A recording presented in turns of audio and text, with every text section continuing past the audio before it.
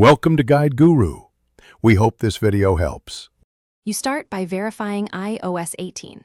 5 and a healthy battery. This prevents interruptions.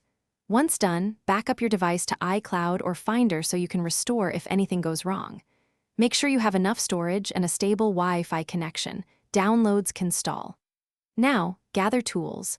The Genmoji IPA or App Store listing, Alt Store or a trusted sideload method, and your Apple ID ready for signing. Follow these first steps to enter the installation flow with a safe fallback plan. Next, sideload Genmoji using Alt Store or Xcode. You sign the IPA with your Apple ID so iOS accepts it. While installing, allow required permissions, keyboard access if it integrates system-wide, and local network if it fetches assets, because permissions enable functionality. If Genmoji uses custom font or image bundles, install them into the Apps Documents folder via Alt Server or a file manager, then restart the app.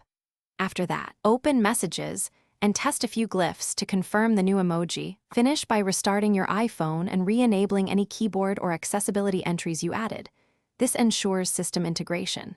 If Genmoji icons fail to appear, clear the app cache, uninstall and reinstall, and verify file paths inside the app.